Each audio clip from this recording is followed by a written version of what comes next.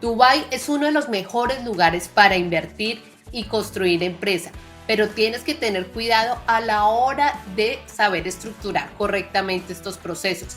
Hoy tengo una gran invitada, Marina Ramírez, una abogada europea que reside en Dubái y pertenece a uno de los más prestigiosos bufetes de abogados en Dubái.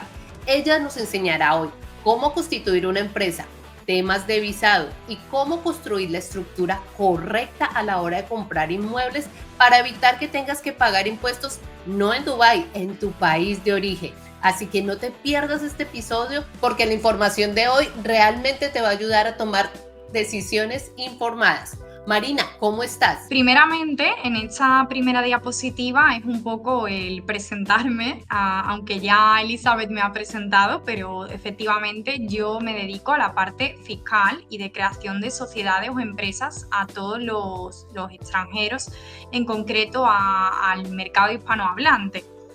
Me dedico también a la creación de estructuras patrimoniales para todos aquellos inversores que, quieren invertir en el mercado de Emiratos, pero realmente desconocen si hacerlo a nombre personal, si crear una sociedad o cómo es qué impuestos se tienen que pagar, qué proceso seguir para invertir y demás.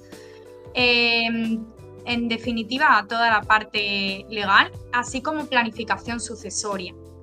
Bueno, Marina, y cuéntanos, ¿por qué Dubái es tan atractivo, tanto para crear empresas como para inversión en bienes raíces en este momento? Precisamente Dubái es uno de los países más atractivos a día de hoy para poder invertir, debido a que la propiedad de los extranjeros es del 100%, ¿vale? Es decir, existe un acceso total en las zonas freehold designadas. Luego, por otra parte, es verdad que la rentabilidad de este mercado es muy superior al de otros mercados como Europa, América. Digamos que este mercado en Emiratos está creciendo muchísimo. Cada vez más son los que se mudan aquí, porque al final es un mercado en completo crecimiento con que ofrece una gran variedad de oportunidades a nivel profesional, laboral y además de seguridad. Y eso hace que al aumentar, obviamente, la demanda y eso hace que al aumentar la cantidad de personas que se mudan al país, ¿vale? Pues también de cierta forma aumenta la demanda de rentas o de viviendas. Claro, estaba mirando que están comparando a Dubái con Suiza en este momento, tanto desde la parte de seguridad como con la parte de estabilidad económica, porque muchas personas, tanto de Europa, de América, están migrando a Dubái por su centro, porque es un punto económico central, ¿sí? Para crear empresas, crear negocios, y tienen la otra parte que es completamente seguro. Los que hemos vivido en Dubái sabemos que es un lugar donde tú puedes caminar tranquilamente, y no como en nuestros países que a veces la inseguridad es lo que está afectando. Efectivamente, y eso sin hablar de la parte de los impuestos, que como digo, luego me voy a detener un poco más en hablar de esto, pero así a grandes rasgos te adelanto que los residentes de aquí pagan 0% de impuestos personales, cosa que, yo soy española concretamente y allí se paga IRPF, existe multitud de impuestos, mientras que aquí pues eso, no existe nada de ese tipo de impuestos, pero también a nivel de sociedades o empresas, pues también son mínimos los impuestos, que como digo, luego los explicaré en detenimiento. Por lo cual, todo esto hace que al aumentar la demanda del mercado, el tema de las rentas aumenta también, por lo cual todos aquellos que se plantean en invertir en un mercado seguro, pues Emiratos es ahora mismo un momento crucial, ya que en el futuro esa inversión se va a revalorizar muchísimo y en principio la inversión inicial la van a cubrir en poco tiempo, ¿vale? Con una rentabilidad ahí quiero hacer una aclaración. Todo el mundo piensa que Dubái, por lo que se ve en las redes sociales, que es lujo y todo eso, tiene precios inalcanzables, que Dubái, para poder llegar a comprar una propiedad en Dubái debes tener mucho dinero, y eso no es cierto. Vemos propiedades nuevas en preconstrucción que arrancan sobre los $200,000. Está en crecimiento y es el momento de invertir, y Marina tiene clara esa información.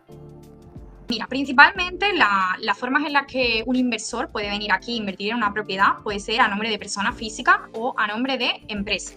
Normalmente, si se hace a nombre de persona física, se compra de forma directa como residente o como no residente, depende de si vivimos en Emiratos o no, y requiere una declaración fiscal en el país de origen en caso de que se sea no residente.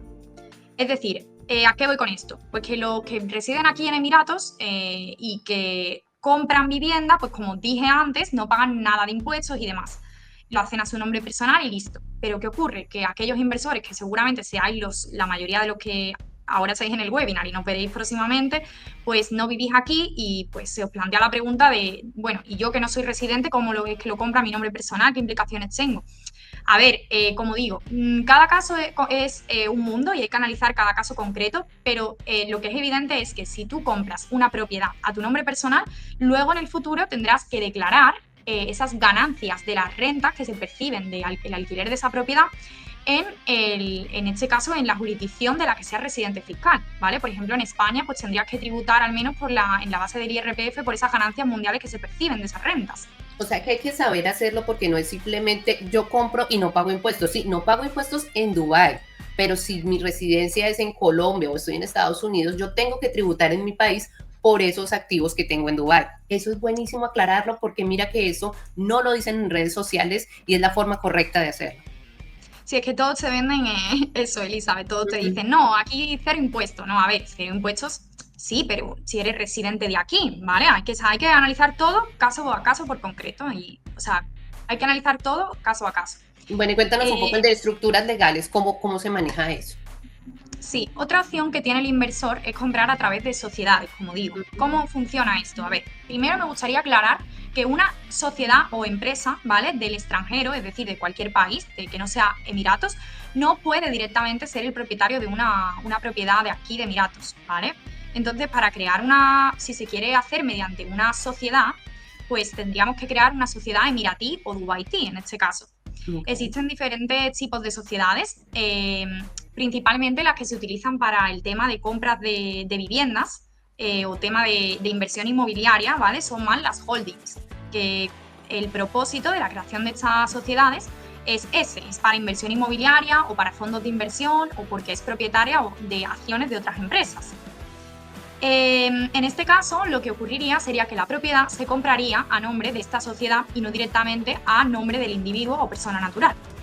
Y como digo, esto tiene una serie de ventajas, que también es lo que vamos a analizar ahora, debido a que, bueno, es cierto que crear una sociedad como tal para la compra de un inmueble tiene unos costes asociados, pero si queremos o tenemos planificación de futuro, de invertir no solo en una propiedad, sino que, oye, queremos crear un patrimonio, queremos invertir en varias propiedades aquí en Emiratos y demás, la forma de estructurarlo correctamente o mejor o más recomendable sería a través de una creación de una holding o mediante una fundación. Pero cuéntame un poco más.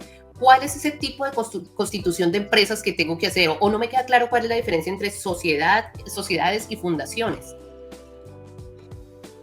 Pues sí, Elizabeth, la verdad que es muy interesante, pero sí que es cierto que deberíamos, antes de meternos en el tema de las fundaciones, hablar de estas sociedades locales, porque bueno, no es lo mismo aquel que quiere crear una empresa para operar, para hacer realmente una actividad dentro de Emiratos empresarial, que aquel que se plantea simplemente crear la sociedad como vehículo de estructuración de su inversión. Así pues, para aquellos que se dedican a la parte que se quieren hacer un negocio aquí operativo y demás y ejercer una actividad, tenemos lo que son las free zones o zonas francas y también tenemos mainland, dependiendo de diferentes factores, es decir, de lo que el cliente quiera hacer, ¿vale?, con su negocio. Si quiere, por ejemplo, hacer un servicio dirigido a vender B2B, es decir, a otros negocios, o si por el contrario es un producto, como digo, digital, destinado a vender también hacia el exterior de Emiratos, o si se vende hacia adentro, todo ello va a depender o va a hacer que podamos elegir cuál es la zona franca o zona donde debemos abrir al cliente. Entonces, en resumidas cuentas, sí, cuando se quiere vender dentro de Emiratos a clientes finales o se quiere trabajar con el gobierno, se abre en mainland. Pero cuando se quiere vender productos online o se quiere trabajar B2B o en este tipo de negocios, se suele abrir en free zone. Eso es a grandes rasgos, ¿ok? Como digo siempre, nos sentamos con el cliente y vemos cuál es la necesidad o qué es lo que quiere hacer con esa actitud y ya luego se le explica cuál es la zona que le conviene. Entonces, si por el contrario resulta que nos encontramos con un inversor que simplemente quiere invertir en propiedades y quiere estructurar lo que es su inversión mediante una sociedad, lo más idóneo no es crear una LLC típica de free zone con una actividad operativa, ¿vale? Sería mejor crear una holding que fuese la tenedora de esas propiedades. Concretamente, en Emiratos existen una serie de holdings llamadas SPVs, ¿vale?, que se dedican a ser tenedoras de este tipo de inversiones.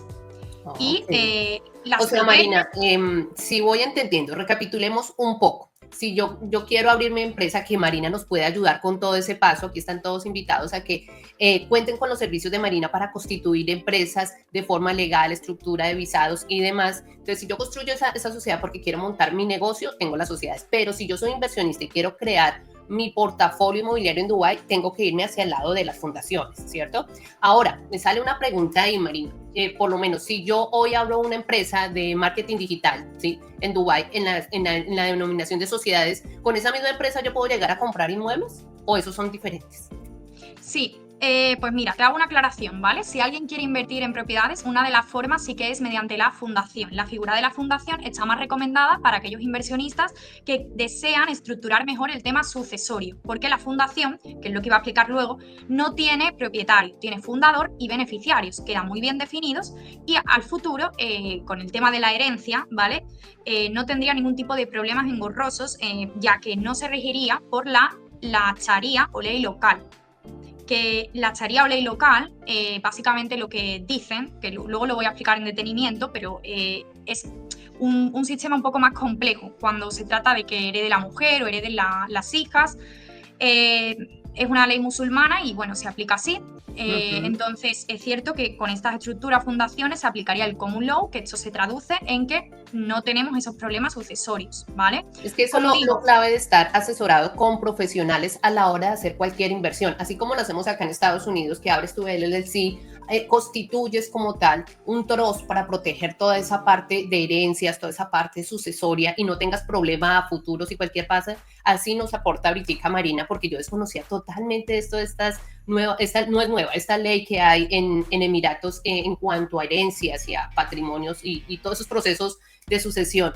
Entonces, esta información está súper buena, Marina. Síguenos contando. Sí, porque, o sea, de hecho nadie se lo plantea, el tema de la sucesión. Todos me dicen, ¿cómo no? Eso no lo sabía. Y, a ver, como digo, luego lo voy a explicar en detalle, pero a tu pregunta, si una persona hace digital marketing, por ejemplo, crea una LLC, una freezone, ¿ok?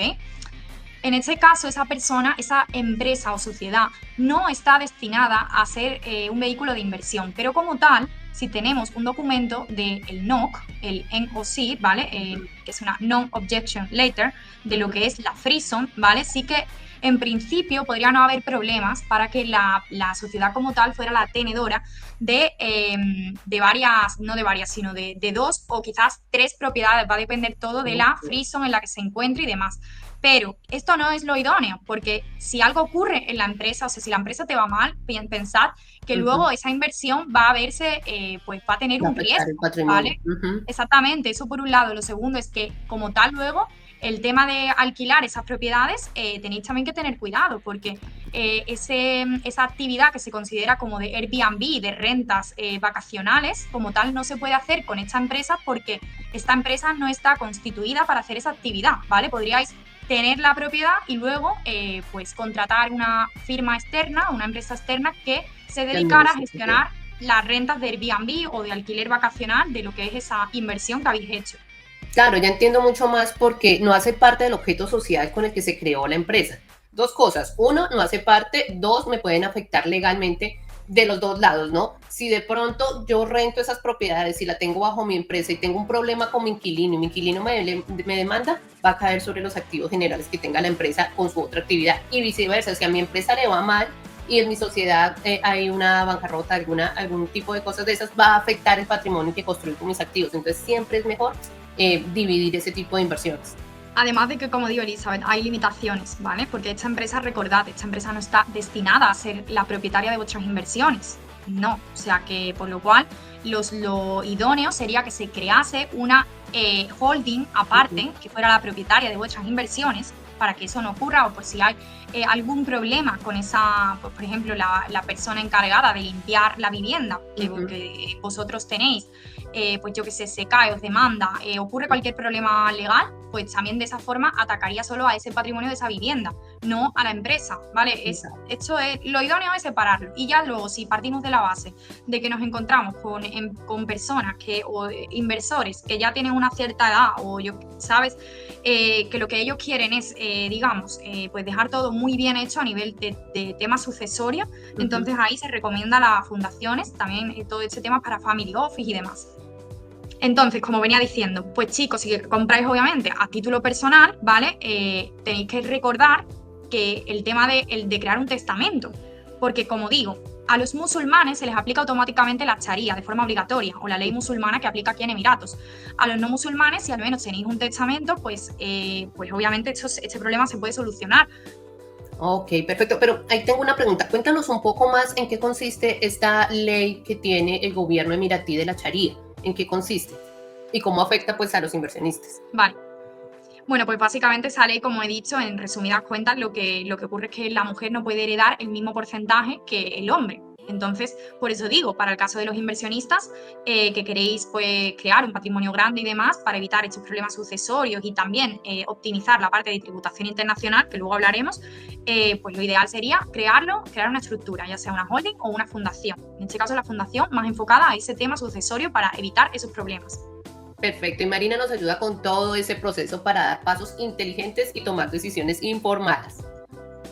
Bueno, entonces haznos un resumen rápido, Marina, de ventajas fiscales y de impuestos en Dubái para que nos quede mucho más claro.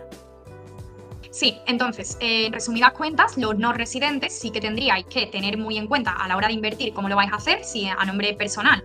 Si lo hacéis a título personal, ya sabéis que tenéis que tener en cuenta el tema de pagar impuestos, digamos, luego de las rentas que percibís, de los alquileres, de las propiedades futuras. Aquí en Emiratos lo tenéis que ver para tributar en la jurisdicción de la que sois residentes fiscales. Si lo hacéis mediante una sociedad, pues entonces ahí yo misma me reuniré con vosotros y analizaremos cómo es que afectará el tema de crear una SPV, una fundación, respecto al país o en el que sois residentes fiscales, ¿vale? Porque depende de eso también se tiene que ver en detalle cómo afecta toda la tributación, ¿vale? Si en este caso solo tributa dentro de Emiratos, en fin, ya eso es un tema que no me meto porque, como digo, no existe una respuesta genérica para todos, pero bueno, los que sí que son residentes aquí, sí que, como dije antes, pagan un 0% de impuesto y a nivel de empresa sí que se pagaría una serie de impuestos que son muy pocos, pero existen. O sea, para resumir, en Dubái, para los que son residentes y dentro, si yo invierto en este momento, yo no pagaría impuestos ni por las ganancias que genero por renta, ni por la rentabilidad que está generando en dado caso un inmueble o al hacer la venta de este inmueble. Pero en mi país, de donde yo estoy viviendo, yo tengo que fiscalmente reportar esas ganancias. O sea, los impuestos los pago en el país que recibo. Dubái no me va a cobrar nada. ¿Es correcto? Sí, si lo haces a nombre personal, así es. Si lo haces como empresa, el impuesto que se pagaría sería, en este caso se aplica el corporate tax, que es el impuesto sobre sociedades en español, ¿vale? El corporate tax hasta 3 millones de dirham de facturación, que son unos $750.000 aproximadamente, igual no estoy diciendo en detalle, a partir de, o sea, hasta ese monto se paga cero, ¿vale? Por una ley que se llama Small Business Relief. Cuando se supera ese monto, lo que se aplica es, se paga el 9% que supera al beneficio de 375.000 dirhams, que son unos $90.000 aproximadamente, en beneficio, como digo, y lo que supere. A ver, esto se resume en que apenas se paga nada, ¿vale? Como sociedad, dentro de Emiratos. O sea, yo sé que cada caso es diferente, pero lo mejor es que se asesoren contigo en cada paso, pero lo ideal sería construir una estructura legal, hacer la compra para que yo no tuviera que tributar en mi país esos ingresos que estoy percibiendo en Dubái. Ese tema, como digo, es un tema bastante controvertido, que no te puedo decir al 100% que sí o que no, porque todo va a depender mucho de qué país hablamos, ¿vale? Entonces no te puedo dar una respuesta a eso, así genérica para todos, no. En función, a ver de dónde resides, en función de diversas situaciones, pues se ve en detalle cómo es que se hace con el tema tributación, ¿vale? Pero sí, es cierto que para los inversores que queréis crear, que queréis invertir en diferentes inversiones aquí, que queréis construir un patrimonio y demás, lo más recomendable sería hacer el tema de crear una estructura, ¿vale? Para, como digo, hacer una mejor planificación a nivel sucesorio, una mejor estructura de tus inversiones y para optimizar la tributación internacional. Pero, como digo, si hay algún interesado y demás, mejor analizar caso a caso y decirles en su caso concreto pues qué sería lo más beneficioso, ¿no? Claro, entonces ya saben, tienen que quedarse hasta el final de este video, porque Marina nos va a dar un regalo para todos los que están viendo este webinar en asesorías, porque ya sabes, aquí nada es una regla general, tienes que asesorarte, tu caso es especial y específico para que ella te pueda dar toda su asesoría y va a tenernos un regalo. Fíjate hasta el final. Así es. Y como también digo, dependerá también de la cantidad a invertir. Y Ok, ahora sí me gustaría tratar un poco el tema de qué impuestos o costes hay a la hora de comprar en Dubái. Bueno, pues es cierto que se paga un 4% del DLD, el Departamento de Tierras, ¿vale? En la compra inicial y en cualquier transmisión posterior del inmueble. Ojo, esto tiene un poco de, o sea, tiene excepciones, porque si se transmite a una sociedad que, por ejemplo, posteriormente se crea, porque de lo que habíamos hablado, ¿no? De que el inversor decide crear una holding, porque en este caso quiere estructurar bien su patrimonio y demás, pues ahí el porcentaje de transmisión ya no es un 4%, ¿vale? Se aplica el porcentaje por donación o por gift, que es el 0.125% del valor de la propiedad, y aparte de otra serie de costes adicionales, ¿vale? Como el NOC, costes administrativos, a ver, es menos, pero yo siempre lo digo, si se sabe claro desde un principio que se quiere crear una estructura, es mejor hacerlo antes de comprar que una vez que ya se compró, claro que para sí. ahorrarse todos esos costes. Y luego, pues, tema también de lo que he dicho antes, hay otros costes adicionales como el registro, las tasas de administración, el posible IVA en ciertos casos, mantenimiento anual, service charge, pero bueno, eso es un poco en resumidas cuentas. Esta información que nos has dado, Marina, de estructuración legal de las empresas en Dubái, de toda la parte de impuestos y taxables, ha estado única. O sea, no había escuchado esta información. Pero mira, me he olvidado del chat y tengo varias preguntas acá en el chat. Me está escribiendo Juan Carlos desde México. Si hago una inversión en Dubái o abro una empresa, ¿cómo es el tema de visado? Vale, pues el tema de visados es algo que se me plantea mucho. Vamos a empezar tratando el tema de inversión inmobiliaria, porque en Emiratos, para todos aquellos que invirtáis más de 2 millones de dirham en propiedad, podéis acceder a un tipo de visado que se llama la Golden Visa. Entonces, este tipo de visados tiene una vigencia de 10 años. Entonces, para todo aquel que pueda acceder a él, tiene una ventaja. El tema es que con este visado podéis residir por 10 años, podéis patrocinar a vuestras familias y podéis hacer ausencias largas, ¿vale? En el tiempo, no tenéis que estar viniendo constantemente aquí. Además de que, bueno, es obvio de que os va a dar acceso a poder aperturar una cuenta bancaria local más fácilmente, porque ya tenéis la residencia, y eso es muy positivo, porque existen muchas desarrolladoras que facilitan el financiamiento, una vez que esta persona tiene ya la cuenta bancaria local. Entonces, eso es un poco para hablar de la Golden Visa. Y el segundo tipo de visa es para aquellos inversores que invirtáis más de 750.000 dirhams, porque bueno, pues con este monto se puede aplicar a otro tipo de visado que es la visa del inversor. También es interesante debido a que bueno, se renueva cada 2 años. Ya no es cada 10 como la Golden Visa, pero sí que te da ese tipo de visado, ¿vale? De residente, que te va al final a facilitar otra vez el tema de la apertura de la cuenta bancaria local y demás, que es una ventaja. Perfecto. O sea, hay dos tipos de visado, ¿cierto? Según lo que entiendo. La Golden Visa y la de inversionista. Golden, 10 años, inversionista, máximo 2 años y tengo que estar renovándola, ¿cierto? Ok. Así es. Déjame y reviso acá para mis preguntas del chat. Entonces dice Carolina, si no tengo visa, ¿no puedo abrir una cuenta bancaria en Emiratos Árabes? Si no tienes visa, sí que puedes abrir una cuenta bancaria, ¿ok? Existen las cuentas bancarias de no residentes, pero son más dificultosas de abrir que si se tiene la residencia. Son procesos completamente diferentes. Ok, y también hay esas cuentas bancarias empresariales. Entonces, si yo abro mi empresa, ya puedo sacar mi business account. Bueno, digamos que cuando tú abres tu empresa, ok, normalmente va a ser, depende, como digo, del tipo de empresa. Si es una empresa operativa, ahí se sobreentiende que vas a tener un visado, porque es necesario, ¿vale? Como general manager y tal, entonces ahí sí que se apertura la cuenta bancaria de empresa donde tú ya tienes un visado bajo esa empresa operativa. Pero si se apertura una holding exclusivamente para la inversión, ahí sí que no hace falta que tengas un visado de residente, por lo cual en principio, de ese tipo de holding sí que se abriría una cuenta bancaria de no residente. Pero como digo, no es imposible, sí se puede tener como cuenta bancaria de no residente, aunque también el proceso es más costoso que si se tiene ya la residencia, es cierto. Claro, yo sé que los costos no son muy exactos, pero nos puedes dar como un valor general de cuánto puede valernos la Golden Visa, cuánto puede valer una visa de inversionista y todos los servicios que esto conlleva, como muy general. Pues mira, en ese tema de precios sí que me prefiero, Elizabeth, que cada uno el que esté interesado me escriba y yo ya pues le informaré del precio, porque sí que depende mucho de cada caso concreto, ¿vale? Del tema de, pues algunos me comentan, por ejemplo, que quieren la Golden Visa y que además patrocinar a sus 2 hijos que son menores de edad, otro que es mayor, otro que tiene X edad, depende un poco de diferentes variables, diferentes números de visas, diferentes trámites, que los precios varían, no te puedo dar un precio genérico para la visa del Golden, que para la del inversor, que para...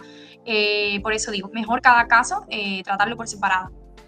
Perfecto. Y mira, una última pregunta porque el tiempo se nos fue, ya tenemos que cerrar este webinar porque yo sé que estás súper ocupado. Mira, Carlos desde México nos pregunta, ¿la Golden Visa hasta cuántas personas puedo tener de mi familia? ¿Y puedo tener empleados en esa visa?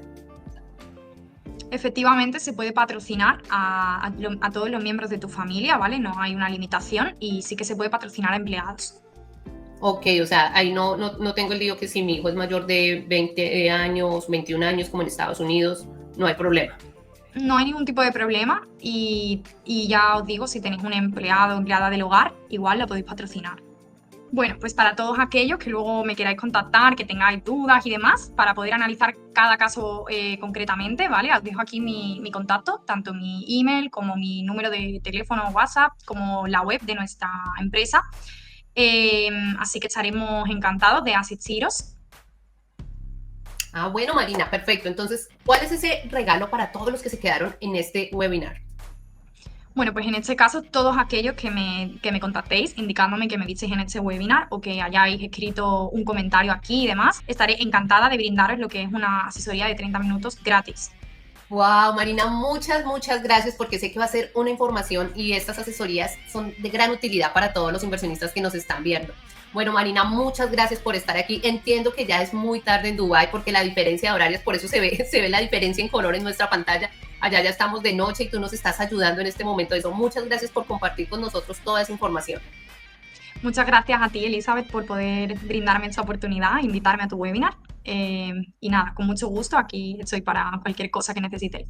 Claro que sí, te estaré invitando a otro webinar porque aún tenemos muchas cosas que ahondar de esta parte jurídica, fiscal, taxable. Bueno, son muchos temas juntos. Entonces, muchas gracias también a todos los que se conectaron ahorita en vivo y a los que van a ver esta repetición. No os olviden, tienen la opción de tener la asesoría gratuita de 30 minutos con Marina y tener toda la información de cómo constituir su empresa en Dubái, cómo invertir correctamente si vas a comprar inmuebles y todos los temas de visado que ella maneja.